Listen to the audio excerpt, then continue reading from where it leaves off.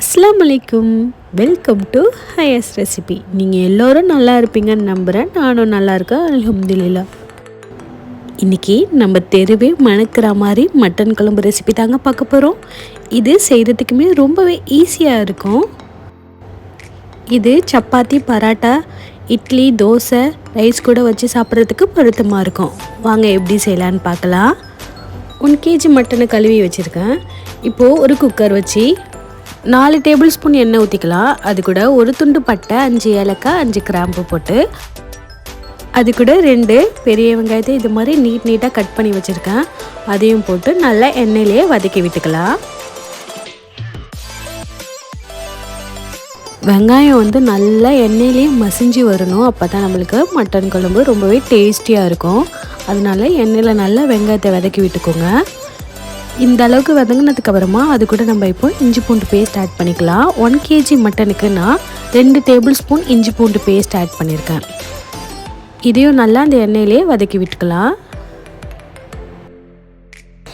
இஞ்சி பூண்டு பேஸ்ட்டை வதக்கினதுக்கப்புறமா 3 தக்காளியை நீட்டாக கட் பண்ணி வச்சுருக்கேன். அதையும் சேர்த்து இது மாதிரி எண்ணெயிலே வதக்கி விட்டுக்கோங்க.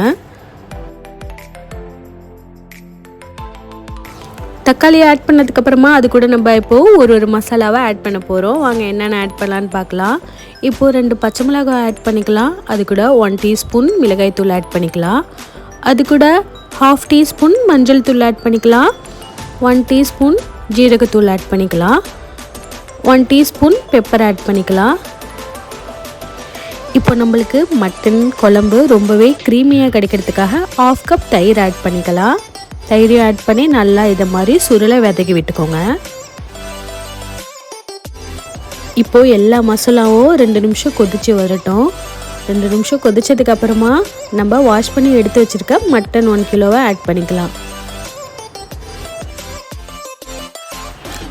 இந்த மாதிரி மெத்தடில் நீங்கள் மட்டன் குழம்பு செஞ்சிங்கன்னா எல்லாருக்குமே கண்டிப்பாக ரொம்ப பிடிக்கும். ரொம்ப டேஸ்டியாக இருக்கும். பரோட்டா, சப்பாத்தி, ரைஸ் கூட வச்சு சாப்பிடும்போது அட்டகாசமாக இருக்கும். கண்டிப்பாக நீங்கள் நெக்ஸ்ட் டைம் மட்டன் குழம்பு ட்ரை பண்ணிங்கன்னா இதை மாதிரி ட்ரை பண்ணி பாருங்கள். இப்போது மட்டனுக்கு தேவையான உப்பை ஆட் பண்ணிக்கலாம். உப்பை ஆட் பண்ணதுக்கப்புறமா மட்டனை நம்ம நல்லா வேக வச்சு எடுக்கிறதுக்காக 1 கிளாஸ் தண்ணி ஊற்றி நல்லா வேக வச்சு எடுக்க போகிறோம். இதை மாதிரி தண்ணி ஆட் பண்ணதுக்கப்புறமா நல்லா மட்டனை கலந்து விட்டுருங்க.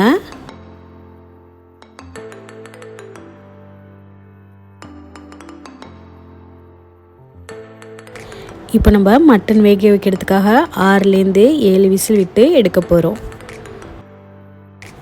இப்போது மட்டன் வேகிற டைமில் தேங்காய் அரைச்சி எடுத்துகிட்டு வந்துடலாம். ஒரு மிக்ஸி ஜாரில் 1 கப் துருவின தேங்காய், அது கூட 1 டீஸ்பூன் கசகசா ஆட் பண்ணிக்கலாம். அது கூட 10 முந்திரி, 1/4 கிளாஸ் வாட்டர் ஆட் பண்ணி நல்லா பேஸ்ட்டாக அரைச்சி எடுத்துகிட்டு வந்துடலாம். இந்த அளவுக்கு அரைச்சிக்கோங்க. இப்போ நம்மளுக்கு 6 விசில் விட்டதுக்கப்புறம் ஓப்பன் பண்ணி பார்த்தா மட்டன்லாம் சூப்பராக வெந்து வந்திருக்கு. இந்த டைமில் நம்ம அரைச்சி வச்சிருந்த பேஸ்ட்டை அப்படியே ஊற்றிக்கலாம். இதை மாதிரி நீங்கள் மட்டன் குழம்பு செஞ்சு சாப்பிடும்போது உங்களுக்கு க்ரீமியாகவும் ரிச்சாகவும் நல்லா டேஸ்டியாகவும் கிடைக்கும். அதனால் நீங்கள் இந்த மெத்தடில் செஞ்சு பாருங்கள். நம்ம அந்த பேஸ்ட்டை ஊற்றி நல்லா கலரி விட்டுக்கலாம். இப்போ நம்ம மூடி போட்டு 2 விசில் விட்டு எடுத்துக்கலாம். 2 விசிலுக்கு அப்புறம் ஓப்பன் பண்ணி பார்த்தா நல்லா எண்ணெய்லாம் பிரிஞ்சு கமகமண்டு சூப்பரான மட்டன் குழம்பு ரெடி ஆகிடுச்சுங்க. நீங்கள் இதை மாதிரி செய்யும்போது உங்களுக்கு அவ்வளோ டேஸ்ட்டாக இருக்கும். கண்டிப்பாக ட்ரை பண்ணி பாருங்கள். அதுக்கு மேலே லாஸ்ட்டாக இது மாதிரி மல்லிக்கீரையை தூவி இறக்குனா சூப்பரான மட்டன் குழம்பு ரெடி ஆகிடுச்சு. இந்த மெத்தடில் செய்யும்போது மட்டன்லாம் நம்மளுக்கு நல்லா வெந்து வந்து நல்லா ஜூஸியாகவும் இருக்கும். அதே டைமில் நல்லா டேஸ்டியாகவும் இருக்கும். இந்த மட்டன் குழம்பு ரெசிபி உங்கள் எல்லாருக்கும் ரொம்ப பிடிக்கும்னு நம்புகிறேன். இந்த வீடியோ பிடிச்சிருந்துச்சின்னா மறக்காமல் ஒரு லைக் கொடுத்துருங்க. இப்போ தான் என்னோடய சேனலை ஃபஸ்ட் டைம் பார்க்குறீங்கன்னா மறக்காமல் சப்ஸ்கிரைப் பண்ணி என்னோடய சேனலுக்கு ஒரு சப்போர்ட் கொடுங்க. இதை மாதிரி நெக்ஸ்ட் ஒரு இன்ட்ரெஸ்டிங்கான வீடியோவில் மீட் பண்ணலாம். வீடியோவை லாஸ்ட் வரையும் பார்த்ததுக்கு தேங்க்யூ.